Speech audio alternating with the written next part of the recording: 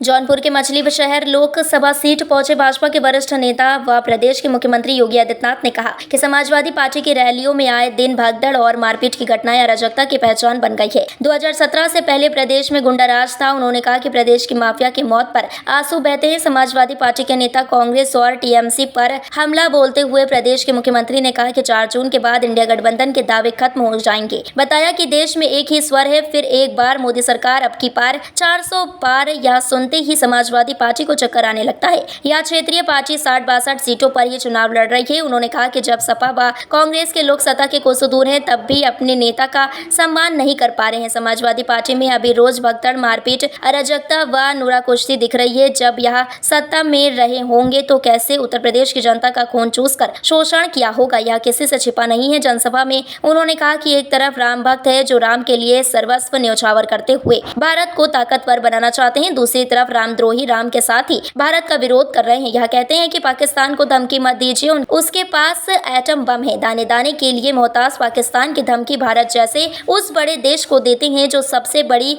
उभरती अर्थव्यवस्था है। किसी का कब्जा कर लेते थे। और तो जैसे ही मार्च 2017 में मुझे मोदी जी ने, भारतीय जनता पार्टी ने प्रदेश का मुख्यमंत्री बनाया, मैंने अगले 24 घंटे की सीमा दी थी।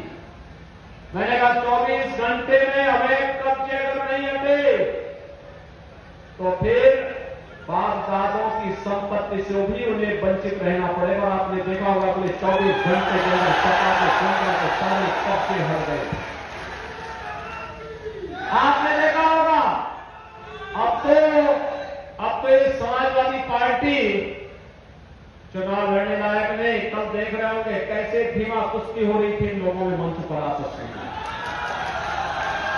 अरे जो पार्टी अपने नेता का सम्मान नहीं कर सकती है, जो पार्टी अपने बड़ों का, छोटे बड़ों का ख्याल न रख सकती हो, लिहाज न रखती हो, वह सभ्य समाज के हिस्से तो नहीं है। लेकिन क्या उनको सत्ता में आने का अधिकार होना चाहिए? क्या होना चाहिए? क्या? और जो कारनामे यहां पर समाजवादी पार्टी के थे, वही कारनामे वेस्ट बंगाल में टीएमसी के हैं। उसी का परिवर्तित रूप है। अंतर कुछ केवल नाम का अंतर है। कारनामे दोनों में एक जैसे हैं, एक ही जैसे हैं। और इसीलिए तो इन सबके डीएनए कांग्रेस से मिलता जुलता है, कांग्रेस से मिलता जुलता है। बहनों भाइयों,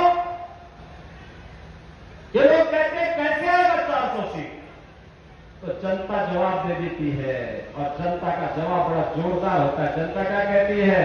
उनसे कहती है चाहे जितना जोर लगा लो, आएंगे तो और जीतेंगे भी। ये वही लोग हैं जिन लोगों ने बेटी और व्यापारी की सुरक्षा में सेंध लगाई थी। ये वही लोग हैं जो राम भक्तों पर गोली चलाते हैं और माफिया के मरने पर मातम मनाते हैं। आपने देखा होगा ना, आपने देखा होगा एक माफिया अभी राम नाम सत्य है हुआ है। और प्रदेश को तो ये था कि मैं चलो एक बला समाप्त हुई, लेकिन सपा के लोग आंसू बहा रहे थे। मैंने एक सपा के नेता से पूछा, मैंने कभी तुम्हें प्रदेश की जनता के लिए, गरीबों के लिए, किसानों के लिए, दलितों के लिए, वंचितों के लिए, पिछड़ों के लिए आप लोगों को आंसू बहाते हुए नहीं देखा।